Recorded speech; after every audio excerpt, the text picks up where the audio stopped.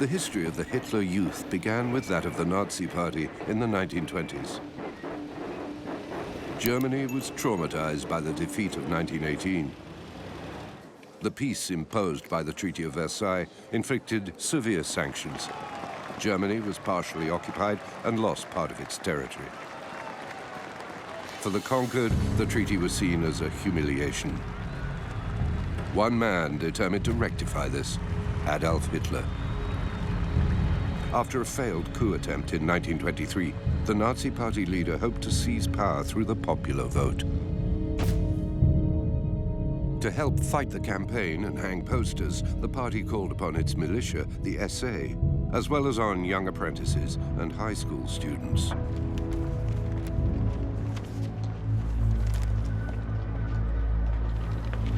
The young militants grouped together in an organization which proclaimed itself Hitler Youth, or Hitlerjugend. There was still only a handful of them, aged 14 to 18. In 1920s Germany, almost every political party and labor union had its own youth movement. There were young communists and young Catholics. All were inspired by the model of the Scout movement, founded in 1907 by the British, and all provided recreational activities. Like the other movements, when it began, the Hitler Youth offered popular activities to children, without class distinction. For many children, it was more than they could hope for. I was a member of the German Workers' Youth Organization. Back then, we couldn't afford much. If we wanted to go to the movies from time to time, we had to earn our pocket money ourselves. And so these distractions for young people were something very special for us kids from workers' families. To be perfectly honest, most of the time we were happy to go.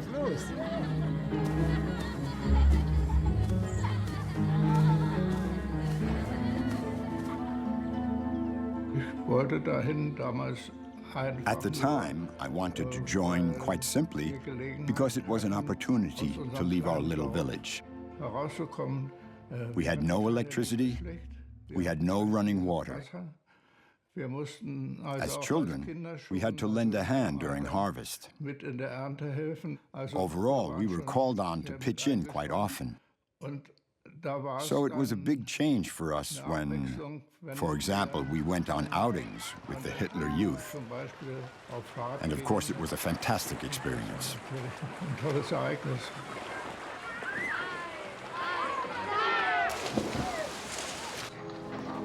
As with the Scouts, the mandatory uniforms hid social differences.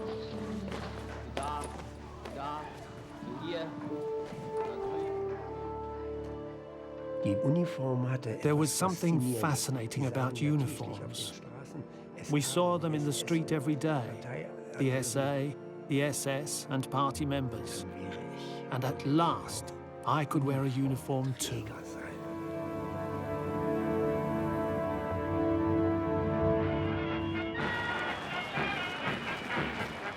Like the Nazi Party, the Hitler Youth movement was rapidly gaining ground. But at the onset of the 1930s, Hitler was not convinced that these militants, too young to vote, were of any use to him. But in 1932, over 70,000 young people gathered in a packed stadium in Potsdam to greet Hitler in grand pomp.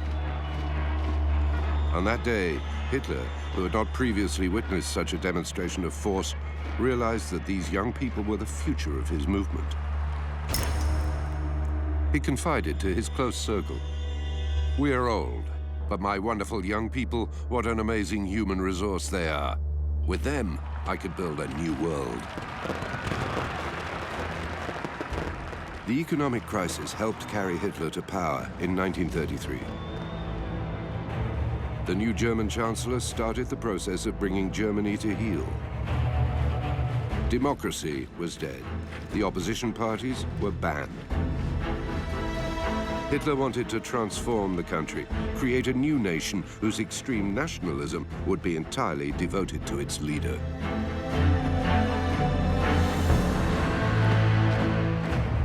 To draw the 9 million German children into party ranks and transform them into fanatical Nazis, Hitler would play the cards of both menace and seduction.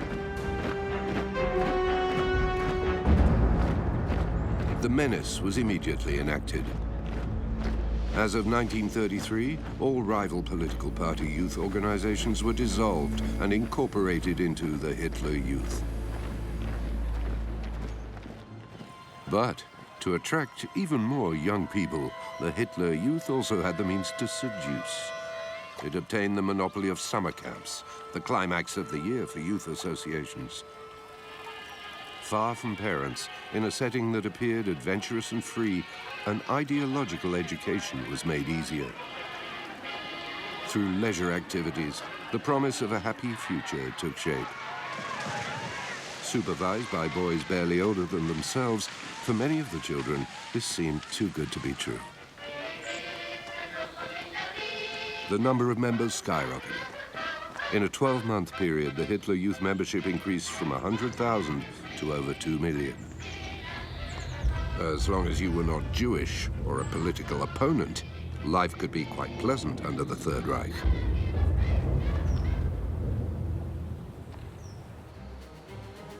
Although the Hitler Youth included both girls and boys, the boys were more important to Hitler. They were the ones he was counting on to see his project through. They were the future soldiers of his empire, and a special program awaited them. Full-scale war games were organized. The children had to move around in enemy territory with only a compass and a map, camouflage themselves, and attempt secret approaches. These adventure games fascinated the young people. It went like this. When the fight began, you had to rip off the armbands of the other team. They were the trophies. Then afterwards, we counted them. And the team which had torn off the most armbands, they had won the war, so to speak.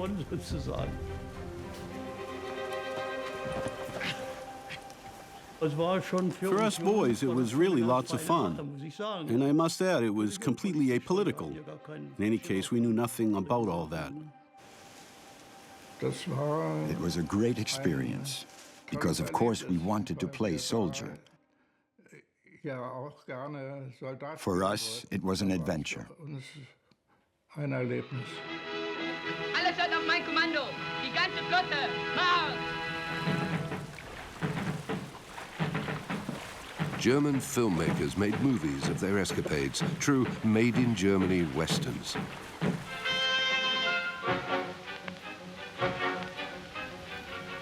Friedel, im Lager sofort Alarm! Alles in Deckung! Die Taucher gehen sofort zum Angriff vor! The films were screened in movie theaters, where they captured a wide audience and new members. The message: the young German male must once again become a beast of prey, an attack dog. An illiterate brute was preferable to a pale, weak aesthete. The king of sports was fighting. Her mit deinem Lebensfaden! Festhalten! Das ist der Gruppenführer! Der muss uns gehören! Mir gehört der Lebensfaden! Not all of the young people were cut out for this. The weak and the scrawny were made fun of, humiliated. The vision of the Nazi world allowed only for performance and excellence. Anyone who could not live up to these expectations was a failure who must be treated like one.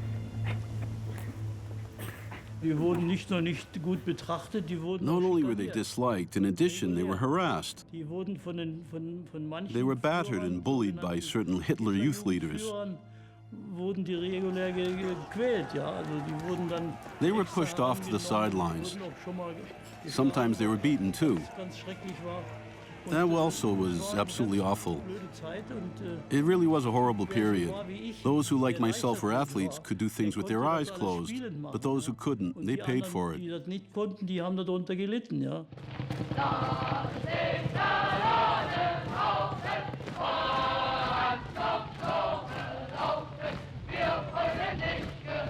The harassment and humiliation were so intense that some young people broke down, even going so far as to commit suicide. But such negative incidents were carefully dissimulated by the Third Reich. Officially, the Hitler Youth were all valiant fighters.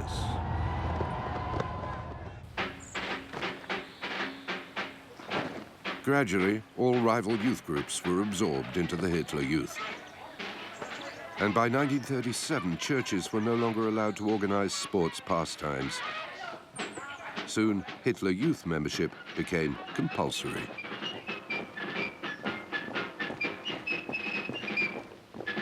Young Germans could no longer belong to sports clubs or go to summer camps outside of the Hitler Youth organization. Soon, one flag flew on every road in Germany, that of the Hitler Youth. To honor its members, the children were invited from a very young age to parade in cities. They were now the only young people to have this right. These processions united battalions, which practiced marching.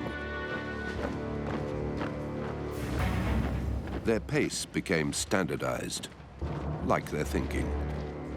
The youth were flattered, congratulated. They were the showcase of the regime, and they let themselves be carried away by the exhilaration of the parades. There were gigantic parades with flags, people, and speeches. It was exceptional. It was interesting. Imagine for a child participating in a parade is always interesting. It's a little bit like, excuse the comparison, a religious procession. When you take part in one as a choir boy, it's also something quite special.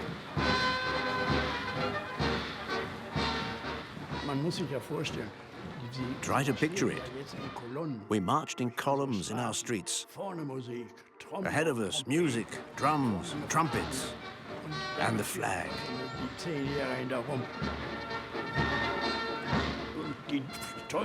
Yes, and you marched while the parents stood at the windows. So, of course, you were very proud.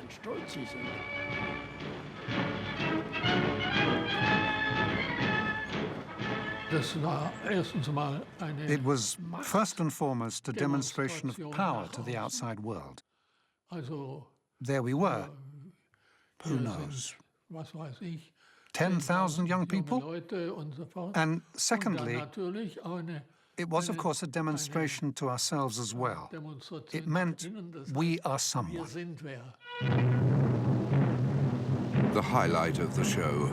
The Führer would sometimes make an appearance at these gigantic meetings.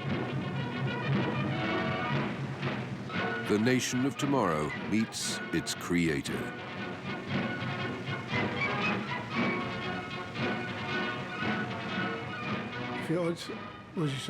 I must admit, for us, he was not really a father figure. He was more like a god who lorded over everything.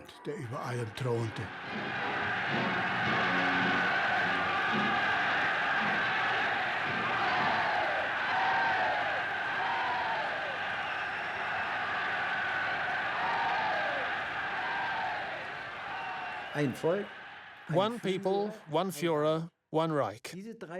These three slogans were inculcated in us. There was no other Führer, there was only one.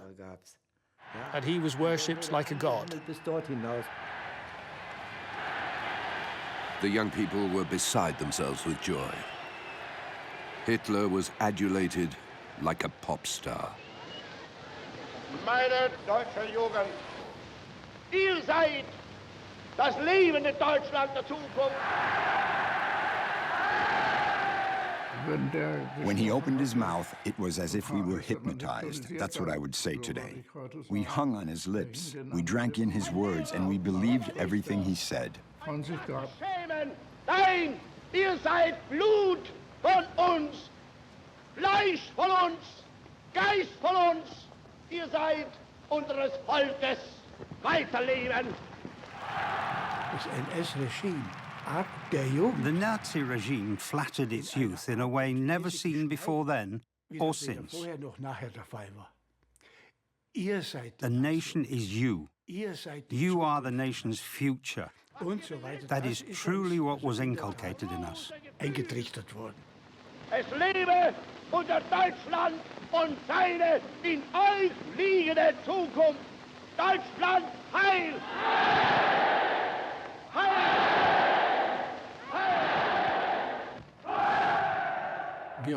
Heil!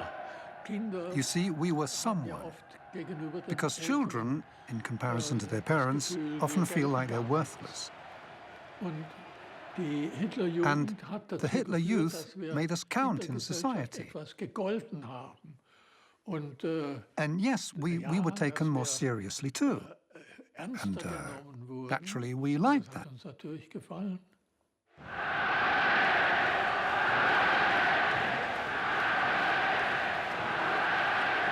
Nazi propaganda sold German youth an agenda.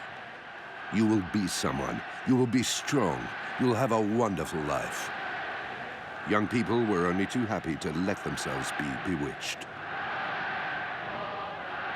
As of 1936, over 5 million of them shouted out their adoration of the Führer. At each gathering, they sang their hymn.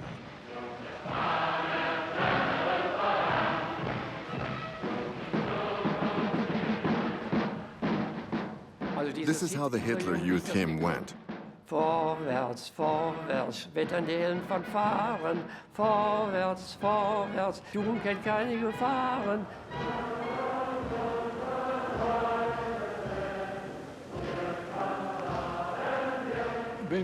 When we marched, we sang at the same time.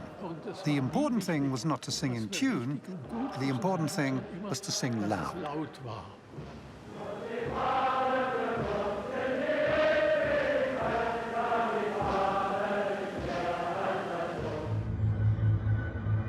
To complete the brainwashing process, the Heil Hitler salute becomes part of everyday life. We started doing the Hitler salute with our arms in the air as of 7, 8 years of age. When the teacher came into the classroom, we all stood. Heil Hitler with our hands raised. When we entered a shop to buy something, Heil Hitler with our hand raised. It became a habit, like when you say hello or cheers. My father was a party member. For him, it was important that we say Heil Hitler. And if, as children, we didn't say it, he'd say to us, "Didn't you forget something?" Yes, it happens sometimes.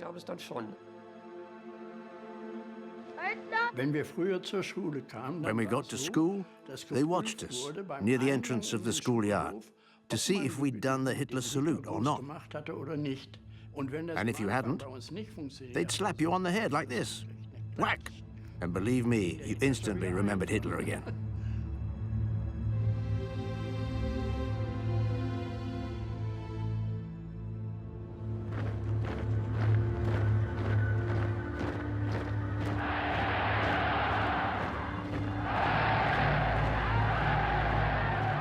Repeating Heil Hitler mechanically dozens of times a day, the Hitler Youth were indoctrinated with a National Socialist education. The ideological noose was tightening. The Nazis left nothing to chance and supervised all those who were in contact with children.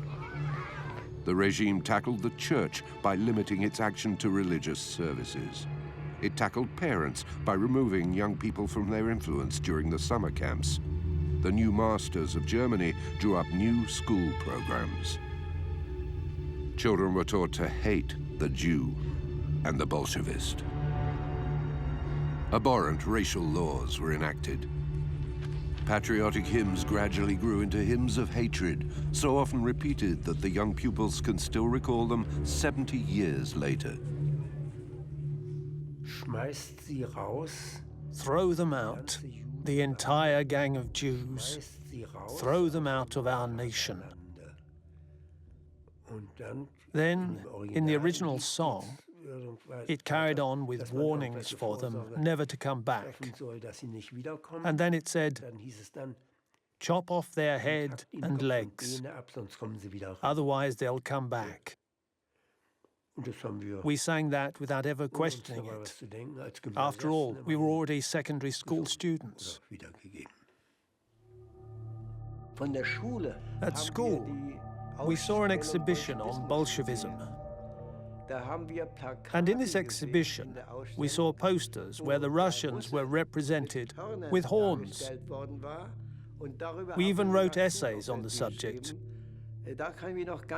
What this meant was, they are subhumans. So we were humans, and the Russians were subhumans. We were the good ones. They were the ones who had brought every misfortune to Europe and the world. It was the Jews. This was the #1 topic. And I believed it. Once one is infected with hatred, acting out comes easier. The Hitler Youth participated in large-scale anti-Semitic rituals of public humiliation, along with the SA and SS Nazi militias.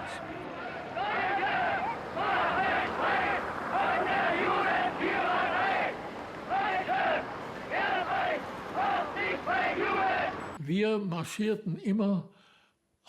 always walked past one store, a Jewish shop. And there, we were ordered to chant, "Jews, get out." And that was our anti-Semitic activity, so to speak. But in fact, it was not conscious. By 1936, Germany had come out of its recession. Hitler had lowered unemployment through armament and large-scale reconstruction works and made his country a fearsome force in Europe. During the second half of the 1930s, he went on the offensive. In 1938, he annexed Austria to Germany. The Sudetenland region of Czechoslovakia was occupied and annexed. War was coming closer. The German Chancellor needed the Hitler Youth. They were the future soldiers of the Wehrmacht.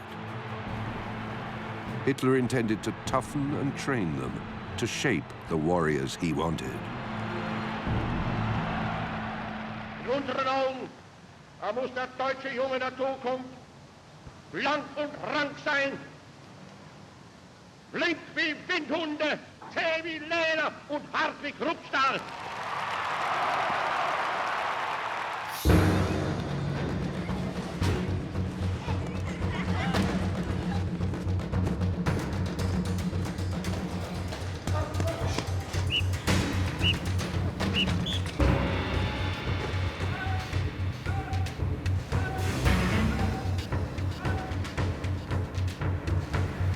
In addition to the fun and games, the young people began to receive true military training.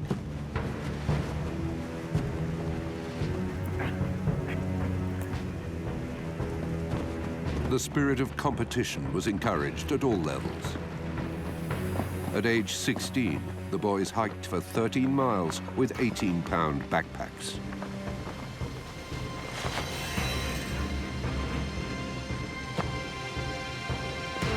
They learned to master their fear and were taught to be warriors. The Hitler Youth now had access to everything they dreamed of in the adult world. They were taught to shoot, compressed air rifles for the youngest, then with firearms.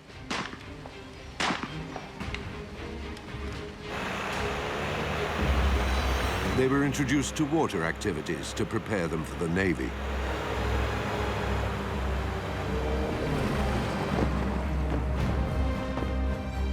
And for those who dreamt of being in the Luftwaffe, they began training with gliders.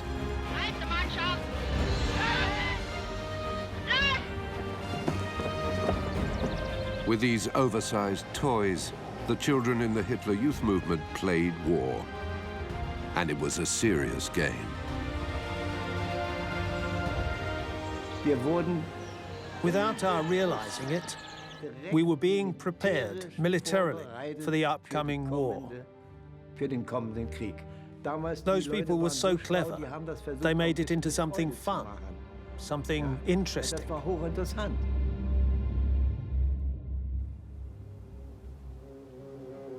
To obtain the total obedience of this miniature army, there remained one final step for the regime: have them take the oath. At all ages, they swore loyalty to the Reich and their Führer. As of age 10, the children recited, "In the presence of this banner, which represents our Führer, I swear to devote all my energies and my strength to the savior of our country, Adolf Hitler. I am proud and ready to give up my life for him, so help me God." Young people accepted this without batting an eyelid. We were asked to swear in the name of the Führer, the people, and the nation, and if necessary, to sacrifice our lives. And this was something we found normal.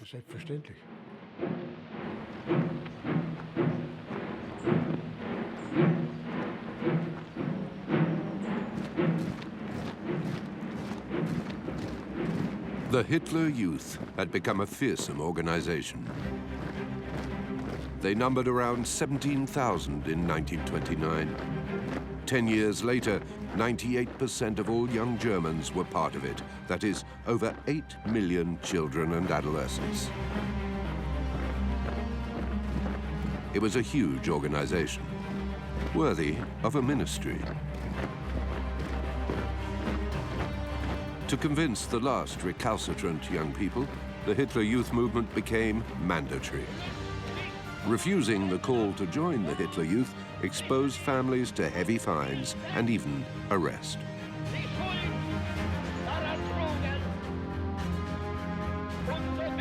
Those who had reached fighting age joined the Wehrmacht and even the SS with excitement. And the others would not remain idle.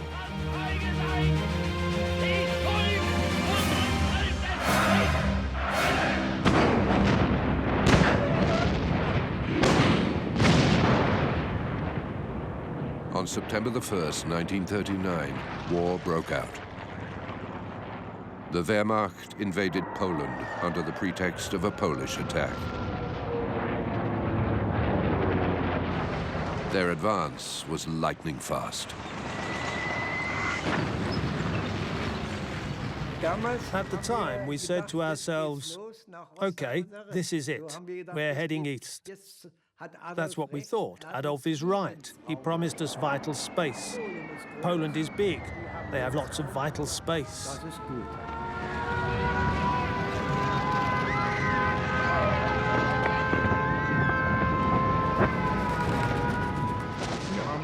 We all thought that these subhumans who wanted to put us under their yoke had to be vanquished, and that this was just. The atmosphere was victorious. It had been prepared at school for many long years, and this was the climax. At last, we could assert ourselves as Germans. Naturally, we were proud of our victories. It all went so fast. Within 19 days, the war was already over. It had barely started, and there it was, almost over. 8 months after Poland, the Wehrmacht attacked the West. In May 1940, the Netherlands, Belgium, Luxembourg, and France were invaded and occupied in turn. For the German people, Hitler was the greatest strategist of all times. Day after day, the Hitler Youth followed the progress of German troops. They couldn't believe it. In 6 weeks, the Wehrmacht had won the battle with France. Following the summer of 1940, the nation was drunk. When we went to the movies, we saw newsreels. It was a feeling of joy. The Führer had beaten the French.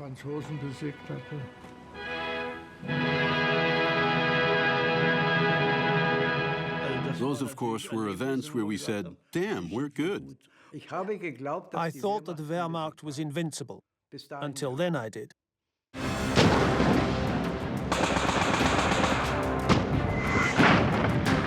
Hitler continued the offensive. In June 1941, he launched his surprise attack against the Soviet Union. The years of training had paid off. The young combatants who had been part of the Hitler Youth won renown everywhere and proved to be fearsome warriors. When they returned from the front, these heroes were requisitioned to spread the word to the soldiers of tomorrow. Major von Gatza, mit 25 Jahren der jüngste Träger der Schwerter zum Eichenlaub im deutschen Heere, überraschte während seines Fronturlaubes die Pimpfe beim Sport. In ihm verehrt die deutsche Jugend einen der tapfersten Helden aus der Front der deutschen Grenadiere im Osten. Das ist nämlich noch gar nicht so lange her, da war ich genau wie Ihr Pimpf, war Pimpfenführer und denke immer noch sehr gerne an diese schöne Zeit zurück. Und seit wann sind Sie im Osten mit dabei, Herr Major? Vom ersten Tag an. Zuerst war ich Zugführer, dann wurde ich sehr bald, bekam ich eine Kompanie und bin seit einem Jahr Bataillonskommandeur und Führer einer Kampfgruppe. The older members would laugh and say, hey, the final victory can't wait for you guys to grow up. We're going to finish the job before. Wie viele solche Iwans hat Ihre Kampfgruppe eigentlich schon geschnappt, Herr Major? Na, so im Laufe des Feldzuges, da kommen einige Tausend zusammen, so ein kleines Armeekorps wird es schon sein. Those of us who were, let's say, between 10 and 16 years old, it's true. There was this apprehension that maybe we'd have nothing left to do, that the war would be over, all the bad enemies beaten before we reached the age to wear a soldier's uniform.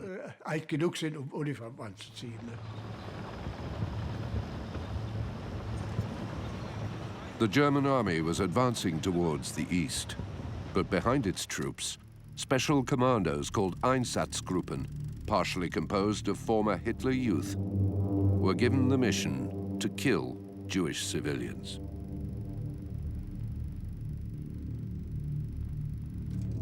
Solomon Perel was a young German of the Jewish faith. He was forced to flee his country towards the east to escape the anti-Semitic persecutions. Upon arrival in Byelorussia in 1941, he was captured by German units and questioned. I was sure I was going to die. I suddenly heard an order, hands in the air. So now it's my turn. In front of me stood a German soldier, and he asked me, "Are you Jewish?" I instantly thought of my father, who had told me, "Always remain a Jew, otherwise God will abandon you." But fortunately for me, I immediately understood that if I told them the truth, I am Jewish, I'd be shot within the next 5 minutes. And in the middle of this jumble of thoughts, I suddenly heard an inner voice, my mother's voice. You must live. And the fear that paralyzed me vanished. I felt in complete security, and I answered the soldier in an assured voice, "Of course I'm not Jewish. I'm a pure German from Eastern Germany." And miraculously, he believed me.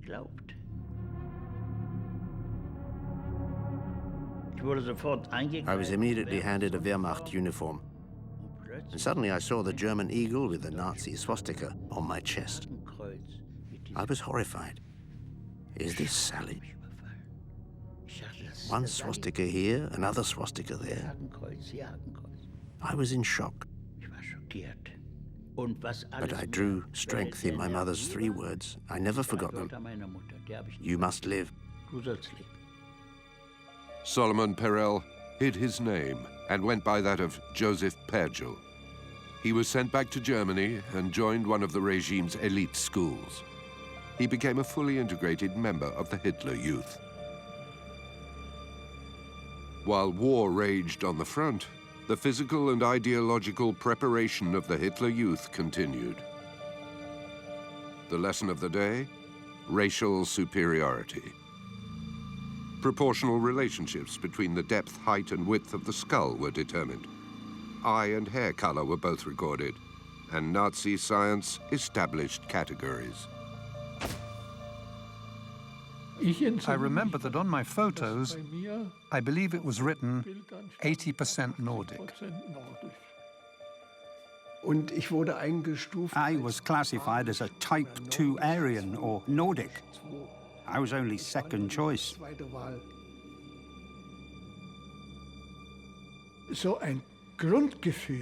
It gave rise to a feeling of superiority amongst many of us.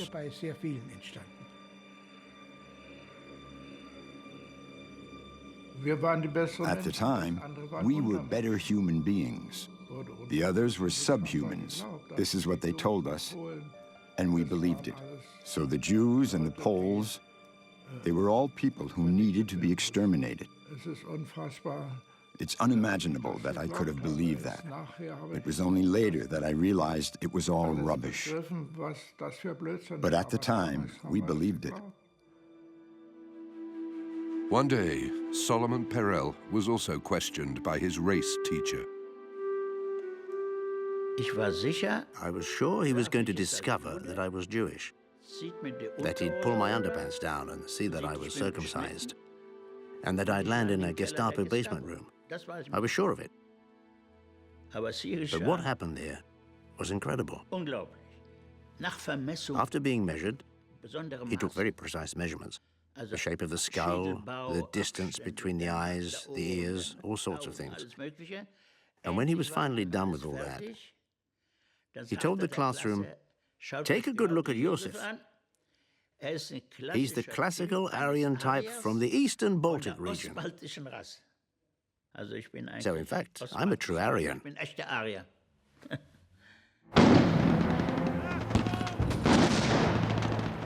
By the end of 1942, the Reich began losing the upper hand. In North Africa and on the Eastern Front, the war was stagnating. The Reich was almost emptied of adult men who had all left for combat. The Hitler Youth were mobilized on the home front. From the age of 14, they were sent door to door, collecting rags, paper, and metals. Others were recruited as postmen, tram drivers, and unskilled laborers for roadworks and railroad lines. They were sent out to work in the fields. Their support of the economy was indispensable. While news propaganda celebrated their iron wills, in truth, the young people suffered and began to have doubts. Employed in factories and mines, this community service was more like hard labor.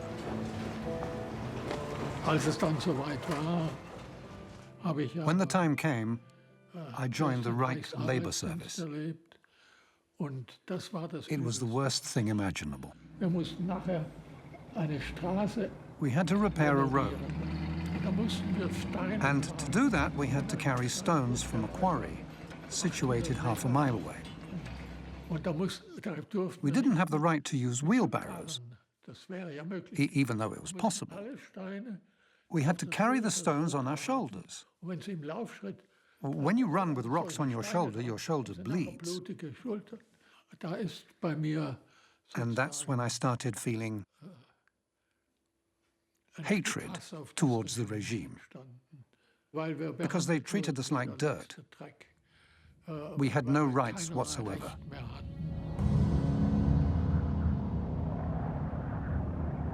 In the winter of 1943, the Hitler Youth were in for a big surprise. The so-called subhumans of the Red Army had managed to stand up to the supermen of the Wehrmacht.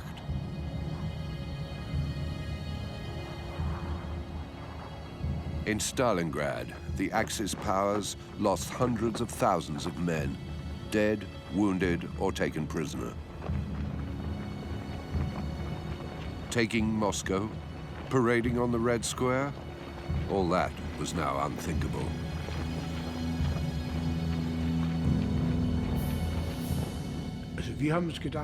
We said to ourselves, okay, fine, we've suffered a few defeats, but when we get there, that is, we who were born in 1928, we'll straighten things out. It was one of the reasons why I joined the SS. All this never would have happened with units like the SS. I was absolutely convinced of this. It was my opinion at the time that the SS were the only troops that carried on the combat. The SS, which I belonged to, we were the saviors.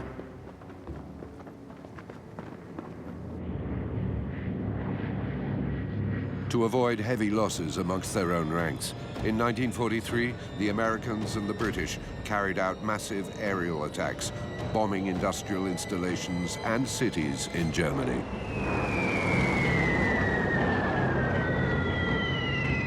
The Hitler Youth had wanted to fight the war, and now the war had come to them.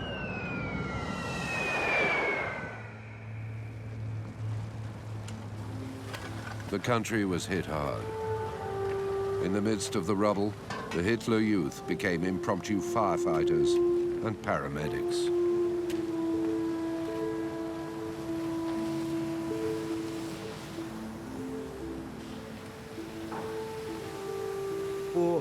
We got people out of basements, we helped the wounded. All of this was when I was just 15, 16 years old. First of all, we had to clear the stones with a pick. We had to be careful because underneath there might be people buried or corpses. But when you felt something soft with a spade, you might have hurt that person if they were still alive. Then we got them out of there. They were full of clay all over in their eyes. It always disgusted me. With a bucket of water, we had to rinse them, rinse their faces. When the face was starting to appear, now that was really something awful. The few people we got out of there, they were all dead. When a bomb fell there, 90% of the people died. Indoctrinated by the Nazi regime for more than 10 years, the Hitler Youth were promised a dream by Adolf Hitler, but now found themselves living a nightmare under Allied bombs. Worse was to come. By 1943, the time of conquest was over, as Germany faced defeat, and it would be left to these adolescents and young boys to defend their homeland until the final collapse.